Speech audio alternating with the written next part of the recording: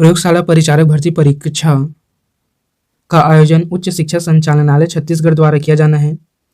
इस भर्ती परीक्षा में कुल 100 अंकों के 100 प्रश्न पूछे जाएंगे, जिसमें 60 अंकों के 60 प्रश्न साइंस सब्जेक्ट से पूछा जाएगा।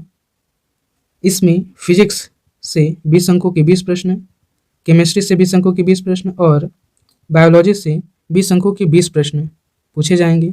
इस तरह कुल 100 प्रश्नों में से 60 प्रश्न फिजिक्स, केमिस्ट्री और बायोलॉजी से पूछा जाएगा। वैसे मेरे भाई आप लोगों को फिजिक्स और केमिस्ट्री पर वीडियो मिलना शुरू हो जाएगा। चलिए स्टार्ट करते हैं आज के सेशन को।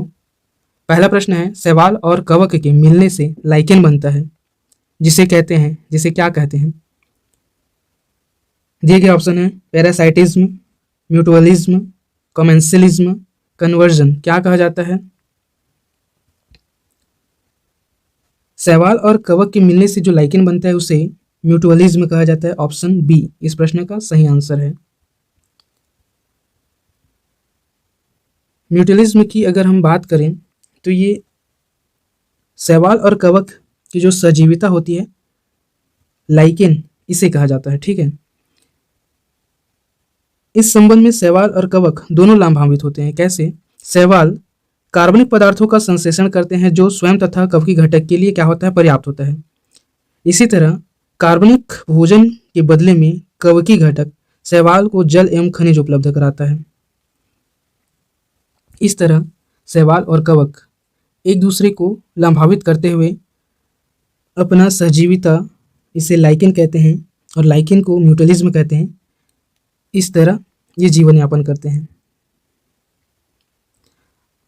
अगला प्रश्न है, फलीदार पौधों की जड़ों में उपस्थित गांठों में पाए जाने वाले नत्रजन स्थिरीकरण जीवाणु है। फलीदार पौधे की जड़ों की गांठों में जो जीवाणु पाया जाता है वह किस तरह का जीवाणु है, पूछा गया है। ठीक है, दिए गए ऑप्शन है मृतोपजीवी, सहजीवी, पराश्रयी, प्रोटोपघटनी। किस तरह का जीवाणु है ये सहजीवी नत्रजन स्थिरीकरण जीवाणु है। ऑप्शन सी इस प्रश्न का सही आंसर है। अगर हम इस सहजीवी जीवाणु अर्थात राइजोबियम की बात करें तो ये कैसे जीवन यापन करता है? सहजीविता अर्थात सिम्बायोसिस प्रकार का जीवन यापन करता है। ठीक है, जहाँ एक ओर ये जीवाणु नाइट्रोजन यौगिकीकरण द्वारा नाइट्रोजन को नाइट्रेट में बदलता है, अर्थात N2 को किस में परिवर्तित करता है? NO3 में परिवर्तित करता है और किसे देता है? पौधों को उपलब्ध कराता है। ठीक है, और वही दूसरी तरफ ये फलीदार पौधे इस राइजोबियम को क्या प्रदान करते हैं? आवास और भोजन उपलब्ध कराते हैं। ठीक है, अगला प्रश्न है, कपास का प्रमुख घटक है। कपास का जो पौधा होता है उसका प्रमुख घटक क्या है, पूछा गया है। कपास का प्रमुख घटक क्या है, पूछा गया है। ठीक है, प्रोटीन, वसी अम्ल, सेलुलोज, ग्लिसरीन। क्या है इसका प्रमुख घटक? इसका आंसर है ऑप्शन सी, सेलुलोज है इसका प्रमुख घटक। ऑप्शन सी, कपास का प्रमुख घटक सेलुलोज है। अगर हम इसके कंपोनेंट की बात करें तो कपास का रासायनिक घटक तो सेलुलोज है, और कितना मात्रा में पाया जाता है सेलुलोज में? कपास में सेलुलोज 91 से 94% तक, 91 से 94% तक क्या पाया जाता है? सेलुलोज पाया जाता है कपास में। जल पाया जाता है 6 से 8% जल पाया जाता है, वाटर पाया जाता है, और सूक्ष्म मात्रा में वसा, प्रोटीन, प्रोटोप्लाज्म, खनिज, लवण आदि पाए जाते हैं। ठीक है, ये अल्प मात्रा में पाए जाते हैं। सबसे अधिक मात्रा में क्या पाया जाता है? सेलुलोज पाया जाता है। अगला प्रश्न है, नोस्कापिन किससे प्राप्त होता है? किससे प्राप्त किया जाता है नोस्कापिन? नोस्कापिन पोस्ता अर्थात पापी से। ये एक प्रकार का अफीम है। ठीक है, अफीम। तुलसी से, गंध सफेदा अर्थात यूकेलिप्टस से, इफेडेरा से। किससे प्राप्त किया जाता है? नोस्कापिन पोस्ता अर्थात पापी से प्राप्त किया जाता है। ठीक है, ऑप्शन ए इस प्रश्न का सही आंसर है। इसका उपयोग चिकित्सक चिकित्सा में किया जाता है, अर्थात चिकित्सीय दृष्टि से इसका उपयोग किया जाता है। अधिकतर ये एक ऐसा पदार्थ होता है, ये नशीला पदार्थ होता है, मादक पदार्थ होता है, ड्रग्स के रूप में उपयोग किया जाता है इसका, ठीक है। हेरोइन प्राप्त होती है, किससे प्राप्त होती है हेरोइन? भांग से, अफीम पोस्ता से, तंबाकू से, सुपारी से, किससे प्राप्त किया जाता है हेरोइन? हेरोइन अफीम पोस्ता से प्राप्त किया जाता है, ठीक है। अगर हम हेरोइन के प्राप्त करने की बात करें, अफीम पोस्ता से वास्तविक उत्पाद क्या प्राप्त होता है? मार्फिन प्राप्त होता है, ठीक है। मार्फिन प्राप्त किया जाता है और फिर मार्फिन से, अर्थात मार्फिन के संश्लेषण से हेरोइन बनाया जाता है, ठीक है। इस तरह अफीम पोस्ता से मार्फिन प्राप्त होता है, मुख्य उत्पाद है इसका। उसके बाद किससे क्या बनाया जाता है? इसके मार्फिन के संश्लेषण से हेरोइन बनाया जाता है, ठीक। यहाँ पर हेरोइन के बारे में इंफॉर्मेशन क्या है, यह कैसा होता है? यह सफ़ेद रंग का पाउडर होता है। अगर आपने मूवी और अर्थात पिक्चर वगैरह में देखा होगा, अफीम से जो मार्फिन प्राप्त होता है और इसके संश्लेषण से क्या बनाया जाता है? हेरोइन, जिसका रंग सफ़ेद रंग का होता है और ये एक प्रकार का पाउडर होता है, ठीक है। सफ़ेद रंग का पाउडर होता है। अगला प्रश्न है, मार्फिन किससे प्राप्त होता है? किससे प्राप्त किया जाता है मार्फिन को? हमें ऊपर की प्रश्न की व्याख्या में देखें, मार्फिन को हम अफीम के पौधे से प्राप्त करते हैं, ठीक है। और फिर मार्फिन से क्या बनता है? हेरोइन बनता है। लेकिन मार्फिन जो है, ये मार्फिन जो है वो किससे प्राप्त होता है? अफीम के पौधे की किससे प्राप्त होता है? चाहे क्या वो फूल से प्राप्त होता है या फल से प्राप्त होता है या पत्ती से प्राप्त होता है या तना से प्राप्त होता है? इससे किससे प्राप्त होता है पूछे, तो मार्फिन हमें फल से प्राप्त होता है, ठीक है। ऑप्शन सी इस प्रश्न का सही आंसर है, फल से प्राप्त होता है मार्फिन। मार्फिन क्या है? मार्फिन पोस्ता का वैज्ञानिक नाम पेपेवर सोमनीफेरम है। क्या है इसका वैज्ञानिक नाम? पेपेवर सोमनीफेरम है। अपरिपक्व फलों से प्राप्त की जाती है। जो मार्फिन है वो पोस्ता की किससे प्राप्त किया जाता है? अपरिपक्व फलों से, अर्थात जो फल कच्चा होता है, पका नहीं रहता, उससे प्राप्त किया जाता है, ठीक है। अनरिप्ड फ्रूट से प्राप्त किया जाता है, अधपके फ्रूट्स फल से प्राप्त किया जाता है मार्फिन, ठीक है। पोस्ता का पौधा एक आवृत बीजी पादप अर्थात एंजियोस्पर्मिक प्लांट है, जिससे अफीम तथा हेरोइन भी प्राप्त किया जाता है, ठीक है। अफीम और हेरोइन प्राप्त किया जाता है, ठीक है। मार्फिन शब्द की उत्पत्ति मार्फियस से हुई है। किससे हुई है? मार्फियस से हुई है। तथा इसका उपयोग दर्द निवारक, औषधि तथा निद्राकारक के रूप में किया जाता है। मार्फिन का सीधा प्रभाव केंद्रीय तंत्रिका तंत्र, सेंट्रल नर्वस सिस्टम CNS पर पड़ता है। इसी वजह से मार्फिन लेने के पश्चात अचेत की अवस्था प्राप्त होती है, अर्थात नशे में चला जाता है हमारा शरीर, मस्तिष्क, ठीक है। मार्फिन से जो हेरोइन प्राप्त होता है उसका उपयोग मादक पदार्थ के रूप में उपयोग किया जाता है, ठीक है। अगला प्रश्न है, अफीम प्राप्त किया जाता है। यहाँ पर देखो अफीम को, ठीक है। अफीम से रिलेटेड बहुत सारा प्रश्न अलग अलग एग्जाम में पूछा गया, ठीक है। जैसे UPRO में और ARO में 2014 में पूछा गया है अफीम से रिलेटेड प्रश्न। यहाँ पर RAS और RTS प्री 1994 में पूछा गया है, ठीक है। यहाँ पर हेरोइन के बारे में पूछा गया है UPPSC में 2005 में। एक ही प्रश्न को बार बार अलग अलग तरीके से पूछा गया है। जो प्रश्न इम्पोर्टेंट है उसके हर भाग के बारे में पता होना चाहिए, हर हिस्से के बारे में पता होना चाहिए। अफीम का एक बार पूछा है, अफीम किससे प्राप्त होता है, ठीक है। एक बार पूछा है जो मार्फिन होता है वह पोस्ता अर्थात पोस्ता के पापी के पौधे के किस भाग से प्राप्त होता है पूछा है। एक बार क्या पूछा है, हेरोइन जो होता है वह प्राप्त होता है पूछा गया है, ठीक है। इस तरह एक ही टॉपिक के प्रश्न को अलग अलग तरीके से पूछा है, इसलिए जो प्रश्न इंपॉर्टेंट है उसके हर हिस्से के बारे में पता होना चाहिए।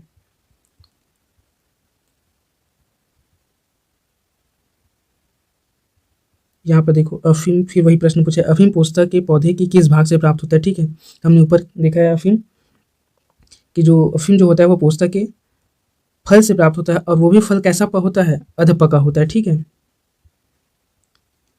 अगला प्रश्न है अफीम का मुख्य अवयव है, ये भी प्रश्न वही है, अफीम का मुख्य अवयव क्या होता है। हमने ऊपर देखा अफीम का मुख्य अवयव क्या होता है, मार्फिन होता है। ठीक है, और मार्फिन से फिर संश्लेषित कर क्या बनाया जाता है, मार्फिन का संश्लेषण कर फिर हेरोइन बनाया जाता है। हेरोइन कैसे रहता है, ये सफ़ेद सफ़ेद रंग का होता है। ठीक है, और सफ़ेद रंग के होने के बाद ये कैसा रहता है, किस फॉर्म में रहता है, पाउडर के फॉर्म में रहता है। ठीक है, हर चीज़ से एक नया प्रश्न बनेगा। ठीक है, इस पर ध्यान रखना है, जो प्रश्न इंपॉर्टेंट है उसके हर हिस्से को पढ़ना है। ये यूपीपीसीएस में फिर 2016 में पूछ लिया है। यहाँ पे थोड़ा सा इंफॉर्मेशन ऐड किया गया है।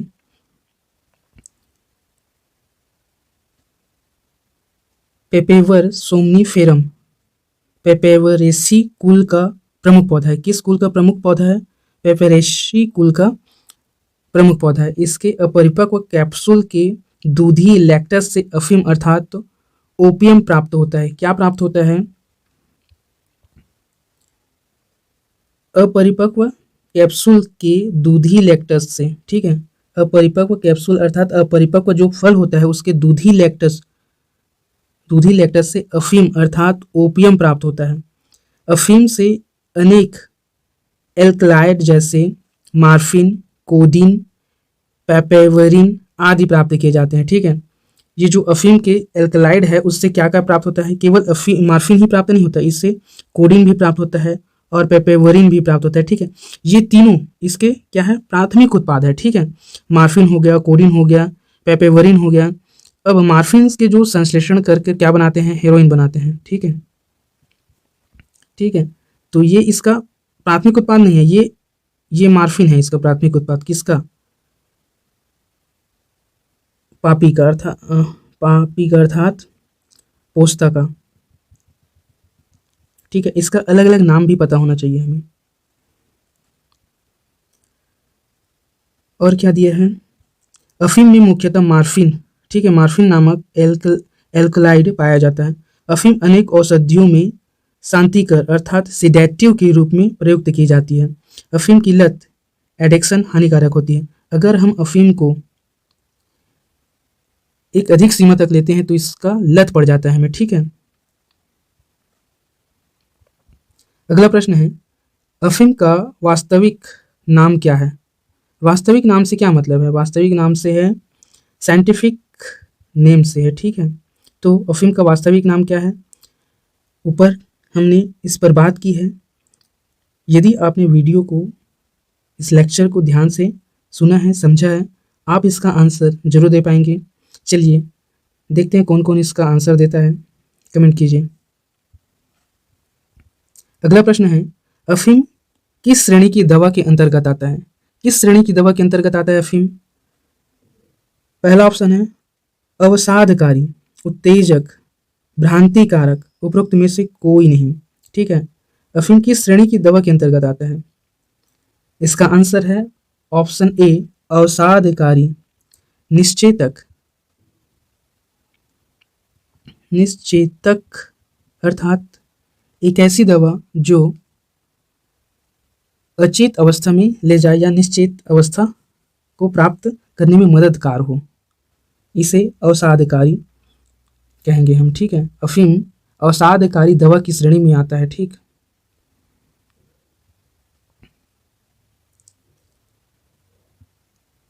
अफीम ओपियम अवसादकारी स्वापक औषधि अर्थात डिप्रेजेंट नार्कोटिक ड्रग की श्रेणी के अंतर्गत आता है। इससे दर्द निवारक मार्फिन, हेरोइन ड्रग आदि का संश्लेषण किया जाता है। ऊपर हमने इस पर बात की है। अगला प्रश्न है नाभिक के अलावा कोशिका के किस कोशिकांग में डीएनए पाया जाता है। ठीक है, जो नाभिक है इसके अलावा कोशिका के किस कोशिकांग में डीएनए पाया जाता है पूछा गया है। पहला ऑप्शन है सेंट्रियोल, दूसरा है गॉल्जी अपरेटस, तीसरा है लाइसोसोम और चौथा है माइटोकॉन्ड्रिया। हमारा आंसर है ऑप्शन डी। नाभिक के अलावा कोशिका के कोशिकांग माइटोकॉन्ड्रिया में डीएनए पाया जाता है। ठीक है, डीएनए नाभिक के अलावा माइटोकॉन्ड्रिया, हरित लवक अर्थात क्लोरोप्लास्ट नामक कोशिकांग में डीएनए पाया जाता है, जो कि एक आनुवांशिक पदार्थ होता है। कैसा पदार्थ होता है? आनुवांशिक पदार्थ होता है, जेनेटिक मैटर होता है तथा जीवों के लक्षणों की संकेत सूचनाओं को जन्मपत्री की भांति जनकों से संतानों में ले जाती है, अर्थात पेरेंट्स से किसमें ले जाती है? चिल्ड्रन में ले जाती है। ठीक है, डीएनए की खोज फ्रेडरिक मिसर, डीएनए की खोज किसने की थी? फ्रेडरिक मिसर ने 1869 में की थी तथा डीएनए का double helix model James Watson तथा फ्रांसिस क्रिक ने दिया था। डीएनए की खोज फ्रेडरिक मिसर ने 1869 में की, लेकिन डीएनए का जो डबल हेलिक्स मॉडल है इसे जेम्स वाटसन और फ्रांसिस क्रिक ने दिया था। ठीक है, अगला प्रश्न है, निम्नलिखित में से कौन सा कथन सही है? सही कथन को चुनने को कहा गया है। ठीक है, प्रयास लघुत्तम सहजीवी कोशिकाएं हैं। ये प्रायस है। ठीक है, प्रायस लघुत्तम सहजीवी कोशिकाएं हैं। ये ऑप्शन सही है क्या? नहीं। माइकोप्लाज्मा की कोशिका भित्ति अमीनो शर्करा की बनी होती है। माइकोप्लाज्मा की जो कोशिका भित्ति है वो अमीनो शर्करा की बनी होती है कहा गया है, ये भी कथन गलत है। विषाणु समवायराइड एकल तंतु आरएनए अणु से बने होते हैं, ये सही है। किसके बारे में बात हो रही है? वायरस के बारे में बात हो रही है। ठीक है, ये सिंगल आरएनए के बने होते हैं अधिकतर वायरस। ठीक है, तो हमारा आंसर क्या हो गया? हमें क्या चुनना है? सही ऑप्शन को चुनना है। विषाणु समवायराइड एकल तंतु आरएनए के बने होते हैं। अगर हम डी पर जाते हैं ऑप्शन के, तो रिकेशिया में कोशिका भित्ति नहीं होती, ये भी गलत है। तो इस प्रकार इस प्रश्न का आंसर हो जाएगा ऑप्शन सी।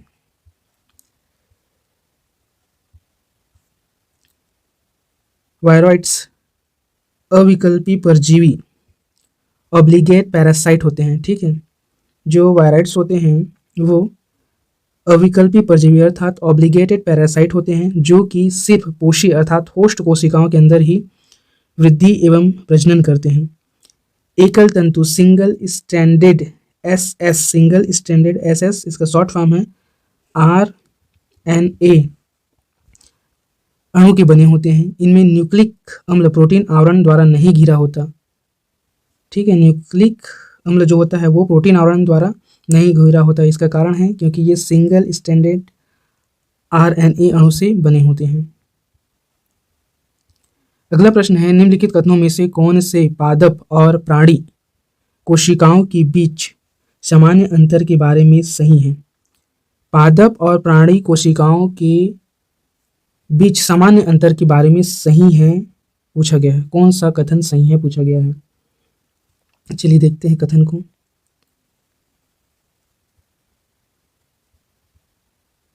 और नीचे कोड भी दिया है, नीचे दिए गए कोड का प्रयोग कर सही उत्तर चुने। ठीक है, कथन पर आते हैं। पहले पादप कोशिकाओं में सेलुलोज कोशिका भित्ति होती है। पादप कोशिकाओं में सेलुलोज कोशिका भित्ति होती है, जबकि प्राणी कोशिकाओं में वे नहीं होते हैं, ये सही है। पादप कोशिकाओं में प्लाज्मा झिल्ली नहीं होती, जबकि इसके विपरीत प्राणी कोशिकाओं में वे होते हैं, ये गलत है। परिपक्व पादप कोशिका में एक वृहद राजधानी होती है, जबकि प्राणी कोशिका में अनेक छोटी राजधानी होती है, ये भी सही है। इस तरह पहला और तीसरा कथन सही है, दूसरा गलत है। अगर हम कोड का बात करें तो ऑप्शन सी पहला और तीसरा दिया है। ठीक है, इस तरह ऑप्शन सी इस प्रश्न का सही आंसर हो जाएगा।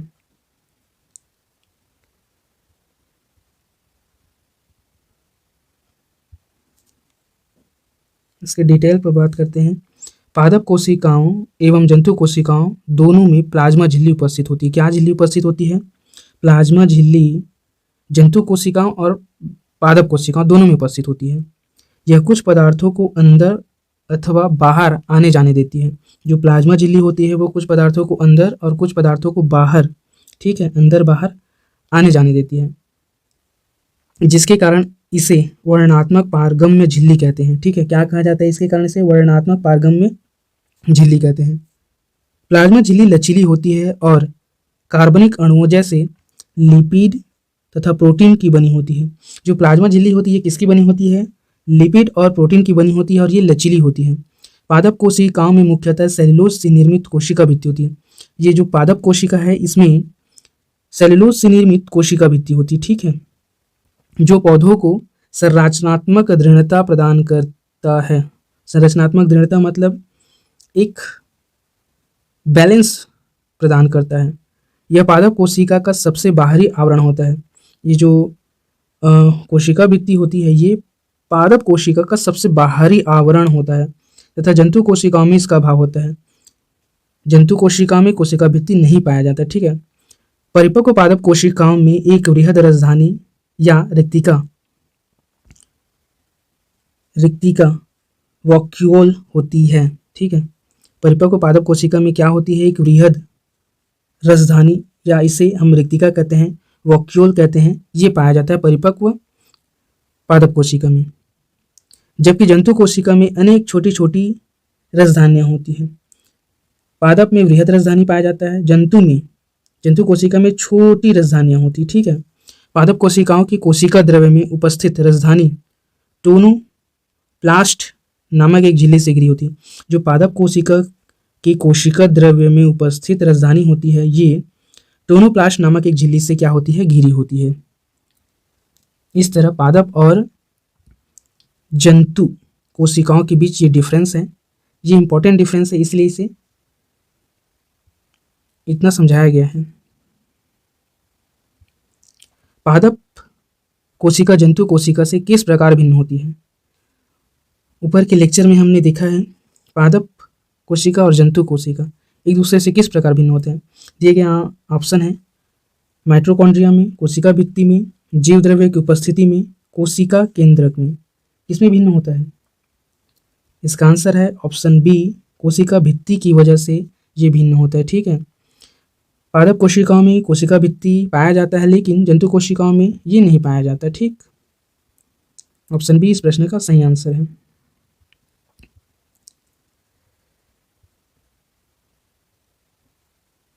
अगला प्रश्न है जंतु कोशिका में निम्न में से क्या अनुपस्थित होता है? जंतु कोशिका में क्या अनुपस्थित होता है? हमने ऊपर के दोनों प्रश्न में यही बात किया है, ठीक है। चलिए इसका आंसर आप हमें कमेंट में दीजिए। ऑप्शन क्या क्या है? सेल्यूलोज की कोशिका भित्ति, केंद्रक, माइटोकॉन्ड्रिया, इनमें से कोई नहीं। जंतु कोशिका में इनमें से क्या अनुपस्थित होता है पूछा गया, ठीक है। चलिए कमेंट कीजिए। अगला प्रश्न है जैव कोशिका का कौन सा भाग पावर हाउस कहलाता है? जैव कोशिका का कौन सा भाग क्या कहलाता है? पावर हाउस कहलाता है पूछा गया है। दिए गए ऑप्शन है कोशिका भित्ति, केंद्रक, माइटोकॉन्ड्रिया, संपूर्ण कोशिका। इसका आंसर है ऑप्शन सी, माइटोकॉन्ड्रिया जैव कोशिका का वह भाग है जिसे पावर हाउस कहा जाता है। ऑप्शन सी इस प्रश्न का सही आंसर है। अगर हम माइटोकॉन्ड्रिया की बात करें तो ये माइटोकॉन्ड्रिया जीवाणु एवं नीलहरित शैवालों को छोड़कर, किसको छोड़कर? जीवाणु को छोड़कर और नीलहरित शैवाल है इसको छोड़कर शेष सभी सजीव पादप एवं जंतुओं में पाए जाते हैं। शेष जितना भी सजीव है चाहे वह पादप हो या जंतु हो सभी में पाए जाते हैं क्या? माइटोकॉन्ड्रिया। श्वसन की क्रिया प्रत्येक जीवित कोशिका के कोशिका द्रव्य एवं माइटोकॉन्ड्रिया में संपन्न होती है। कौन सी क्रिया? श्वसन की क्रिया। श्वसन संबंधित प्रारंभिक क्रियाएं कोशिका द्रव्य में होती है तथा शेष क्रियाएं माइटोकॉन्ड्रिया में। श्वसन संबंधित जो प्रारंभिक क्रिया है वह कहाँ होता है? कोशिका द्रव्य में, और इसके बाद बाकी सभी क्रियाएं कहाँ होती है? माइटोकॉन्ड्रिया में। चूंकि क्रिया के अंतिम चरण में ही अधिकांश ऊर्जा उत्पन्न होती है, क्रिया के अंतिम चरण में अधिकांश ऊर्जा क्या होती है? उत्पन्न होती है। इसलिए माइटोकॉन्ड्रिया को कोशिका का श्वसनांग या पावर हाउस कहा जाता है, ठीक है। क्या कहा जाता है? पावर हाउस या कोशिका का श्वसनांग। किसे? माइटोकॉन्ड्रिया को। ये दोनों चीज़ पता होना चाहिए, पावर हाउस और श्वसनांग, ठीक है। माइटोकॉन्ड्रिया का कोशिका का श्वसनांग और पावर हाउस कहा जाता है। अगला प्रश्न है निम्न में से किस कोशिकांग ऑर्गेनेल को कोशिका का पावर हाउस कहते हैं, ठीक है। किसे कहा जाता है, ऊपर हमने बात की है, चलिए कमेंट कीजिए। कोशिका का शक्ति स्रोत होता है, क्या होता है कोशिका का शक्ति स्रोत? ये भी वही प्रश्न है, पावर हाउस। पावर हाउस के बारे में पूछा गया, ठीक है। ऊपर के दोनों प्रश्न में हमने इस पर बात की है, किसे कहते हैं कोशिका का पावर हाउस? कमेंट में आंसर दीजिए। लास्ट प्रश्न है, प्लाज्मा झिल्ली बनी होती है, किससे बनी होती है प्लाज्मा झिल्ली? अगर आपने ऊपर के प्रश्नों को ध्यान से समझा होगा, लेक्चर को ध्यान से सुना होगा, तो आपको इसका आंसर पता है, ठीक है। चलिए मैं बता देता हूँ इसका आंसर फिर भी। प्लाज्मा झिल्ली बनी होती किससे बनी होती है? प्रोटीन से, कार्बोहाइड्रेट से, लिपिड से, ए और बी दोनों से, प्रोटीन से और लिपिड दोनों से, ठीक है। किससे बना होता है? प्रोटीन और लिपिड दोनों से बना होता है, ठीक है। ऑप्शन डी इस प्रश्न का सही आंसर है। यदि आपका कोई सुझाव या प्रश्न है तो कमेंट कीजिए, वीडियो को लाइक, शेयर और चैनल को सब्सक्राइब कीजिए and press the bell icon for notification. Thank you for watching.